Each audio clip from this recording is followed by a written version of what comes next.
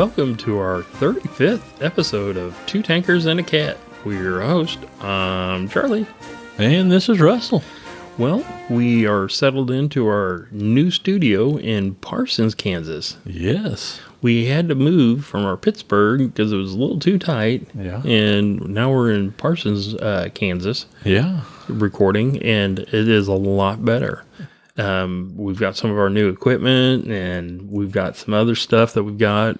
So we'll give a big shout out to our Patreons. Yes. That are helping us pay for all this stuff. Exactly. Really appreciated, guys. Thanks for the support. And the new mics, and I'm just a happy camper. Oh, yeah. I can't complain. Now, we're going to talk about 2 points today. We're going to talk about the Ram medium tank, and a lot of people consider that Canada's most successful failure. Now, people in Canada, we're going to talk about the Ram tank. There's not really a lot. It was never used in combat.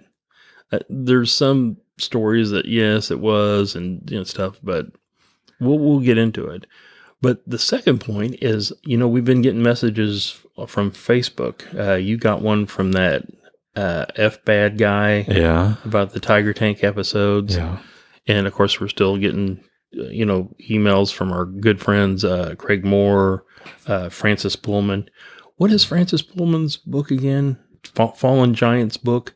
I have talked to him, and he is thinking that he will sign an autographed copy of his book and give it to us to give away to our listeners. Oh, wow. That's cool. So we're in talks with Francis, and we're trying to figure out how we can get our hands on that and give it away to our listeners. Yes, that'd be neat. If you don't know who Francis Pullman is, he's wrote a bunch of books, and he's an expert on like the T-34. You have a question about... If we have questions about the T-34, this is the man we go to. We actually asked Craig Moore, and he's like, oh, no, you want to talk to Francis Pullman. And then we got Ed Webster. He's one of the historians for World of Tanks, and he does all the British tank stuff. And he's like, when are you going to get talking about the British stuff? And I'm like, you know what? There's a lot of tanks out there to talk about. Well, we are not going to run out. No. But the other thing that we're getting from some of our younger viewers and our female viewers, and even some of our older viewers, is what is a flamethrower? Most people think, oh, it just shoots gas and catches stuff on fire. And I'm like, you know what? Like everything else, let's go into this, and we're going to explain what a flamethrower is and what a flamethrower tank is and what it does. Okay, Russell, let's start the show. Tell us about the Ram medium tank. The Ram was a cruiser tank designed and built by Canada during the Second World War, and it was based on the U.S. M3 medium tank chassis. Due to standardization on the American Sherman tank for frontline units, it was used exclusively for training purposes and was never used in combat as a gun tank. The chassis was used for several other combat roles, however, such as a flamethrower tank, observation post, the Sexton Artillery SPG, and armored personnel carriers. Pretty cool. The official Canadian history of the war compares the Ram to the Ross rifle as examples of unsuccessful Canadian weapon designs. It states that given the Sherman superiority, in retrospect, it would probably have been better for the United States to produce more tanks and for Canada to have focused on manufacturing more transport vehicles. But everybody's, armchair quarterbacking and stuff. Sure. But yeah, there's some improvements everybody could have done after the war. Okay, Russ, give me the stats on this Ram tank. The Ram was designed in 1941. It was manufactured by the Montreal Locomotive Works, and it was produced between November of 1941 to July of 1943. They built about 2,032 of them, and the Ram Mark II weighed about 65,000 pounds. Or 29 tons. 29 tons. It was about 19 foot long, or 5.8 meters long. It was 9 foot 10 inches wide, or 3 meters. And it stood 8 foot 9 inches high, or about 2.67 meters. It's still shorter than my, I know. Lee. I still like the Lee. It had a crew of 5 which consisted of the commander, gunner, loader, driver, the co-driver, and / hull gunner. So 5 people jammed in that thing. Yeah. The armor was anywhere between 25 and 87 millimeters thick. It had a main armament of a QF 6-pounder Mark III and carried about 92 rounds of that. The secondary armament consisted of 3 7.62 millimeter machine guns, and they carried about 4,700 rounds of that. Nice. On paper, the gun's a little weak, but it's got the machine guns, Tell us about the engine. Yeah, the engine was a Continental R-975. It was a 9-cylinder radial gasoline engine that pumped out about 400 horsepower. It had a power-to-weight ratio of 12.3 horsepower per ton. The transmission was a Borg-Warner clutch controlled differential. It had a vertical Volot spring suspension. The operational range was about 232 kilometers or 144 miles, and it had a speed of 25 miles per hour or about 40 kilometers per hour. So the war breaks out, and they're like, we got to come up with these tanks. Well, the Americans start throwing the Shermans, and the Sherman is just substantially better. And the Canadians are like, okay, we're going to use these in training. And they're like, you know what?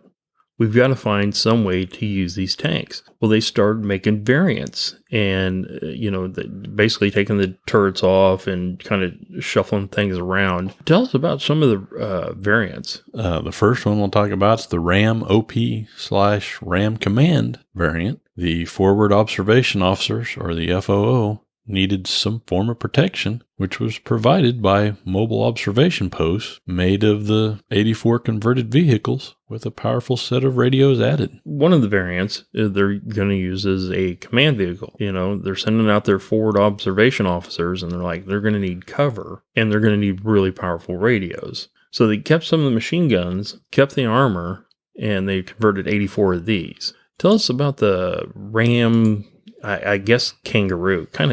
I know Kangaroo is kind of a generic, but go ahead. Yeah, Kangaroo was the generic denomination for all turretless or converted armor personnel carriers that was based on the M3 Lee, M4 Sherman, and Churchill chassis, or the defrocked Priest. These vehicles were open-topped, and all internal storage was discarded in order to make room for 6 to 10 men and their equipment. The only armament remaining was the nose-hole Browning, and these vehicles saw action in Holland and Normandy. They're taking these off, and they're turning them into armor personnel carriers, and they're keeping the 7.62 or the 30-inch Browning in the front to have some protection, but cleared out everything else so they can put about 10 guys in there and use them as armored personnel carriers. Yeah. Okay, you got to do what you got to do. You do. The next variant was the Sexton SPG, or self-propelled gun, and it was armed with a 25-pounder gun, which could also be used for direct fire. The most obvious recognition feature are the batteries and accelerator generator boxes with their accompanying water can holders on either side at the rear. Now, I've actually got to see the Sexton, and the 25-pounder, basically what they did, they took this Ram tank, they put on a 25-pound artillery gun, and they were using it as a self-propelled gun to shoot, artillery to cover the infantry and other things. But there's stories that they've actually used this to shoot directly at bunkers and other vehicles coming at it. Wow. So the Sexton, pretty good deal coming from the Ram. Sure. I'm sorry, go ahead. The next variant was the Ram Wallaby, and it was the standard ammunition carrier derived from the Kangaroo. Okay, so they needed something to carry all the ammunition to the troops and stuff like that, and you definitely want to have your ammo behind some kind of armor. All right, good deal. The next variant was the Ram ARV, the armored recovery vehicle based on a Ram chassis, and it was built in 2 series, the Mark I and II.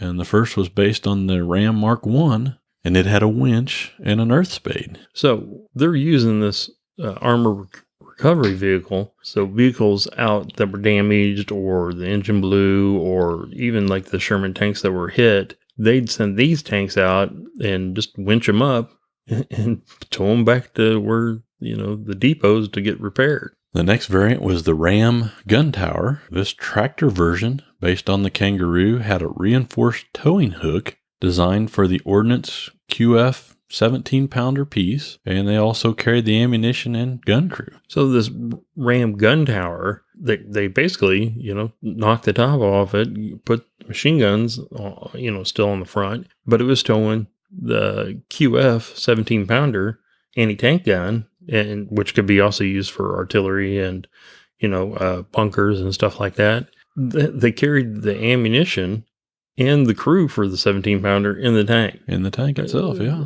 Okay. Hey, the bonus. It worked. And now we're going to talk about the Ram Badger. The Ram Badger was a turretless variant based on the Kangaroo armor personnel carrier, and it was modified to use the Mark II flamethrower, and most of those actually served in Holland. Talking about the flamethrower, the Badger, that brings us to our second point. And like I said, we've never really talked about what a flamethrower is, what they do, and we never really explained that. To our fans that really don't know anything about combat weapons like this is going to be a good opportunity for them to know finally what a flamethrower is. Russell, tell us about that. A flamethrower is a mechanical incendiary device designed to project a long, controllable stream of fire. When was it first used? The flamethrower was first deployed by the Greeks in the 1st century CE, and flamethrowers saw use in modern times during World War I and more widely in World War II. So we're talking way back in the 1st century. The Greeks were using it to burn other ships and stuff like that.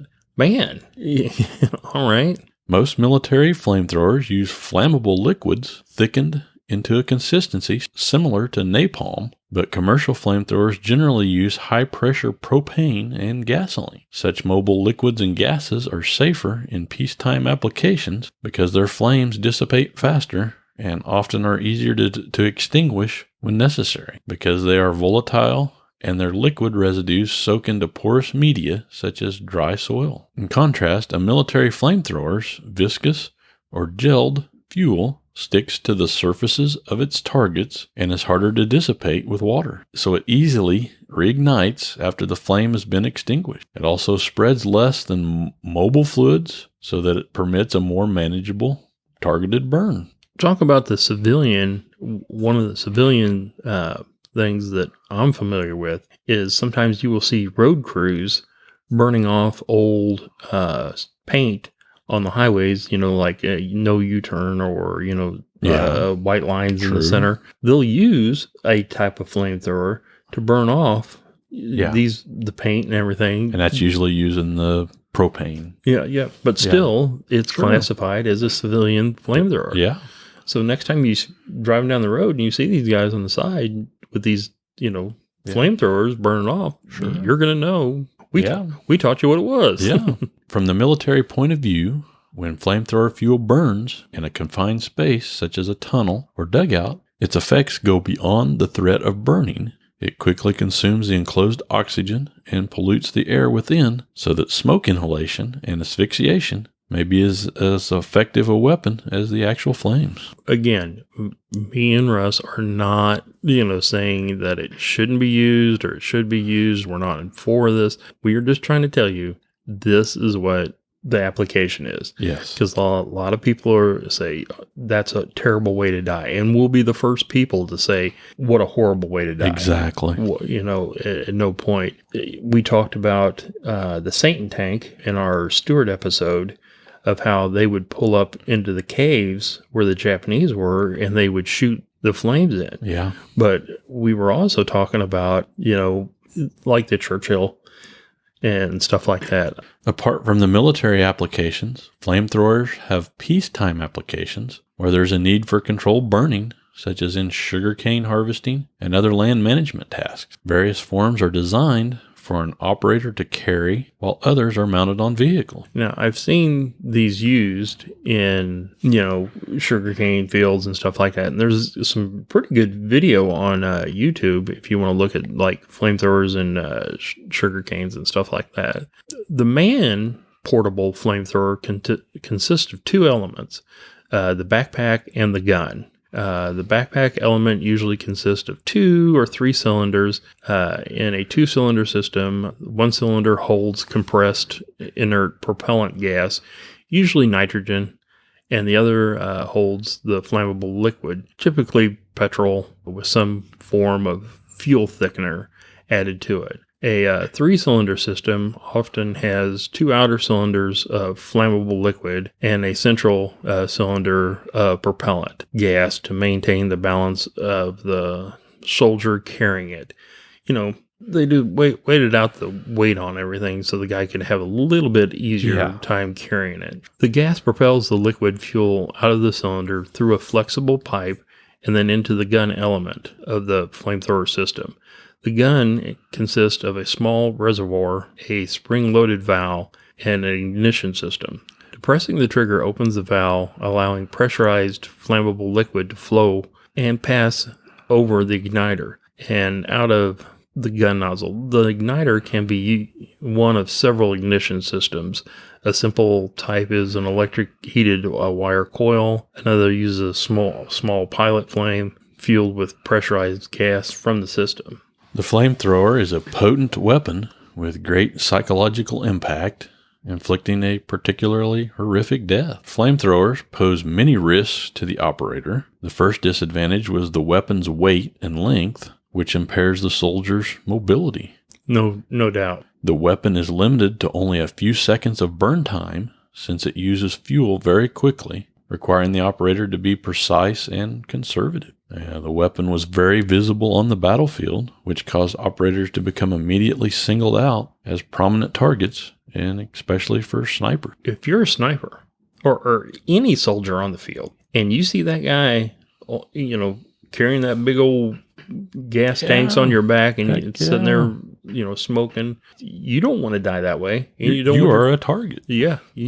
Congratulations. Mm-hmm. You stick out more than any other soldier on the field. Flamethrower operators were rarely taken prisoner, especially when their target survived and attacked by the weapon. Captured flamethrower users were in some cases summarily executed. If they do jump on you, they capture you, and you fired a couple blasts at the guys, they might take the rest of your squad, but you're not going home. No, they're going to shoot you right there. Yeah, you're done. And you also have to figure that the flamethrower's effective range is pretty short. So vehicle flamethrowers also have the same problem, like the Ram Badger, which was used in the Holland area against German troops. The Ram was used in combat. It just was its variants.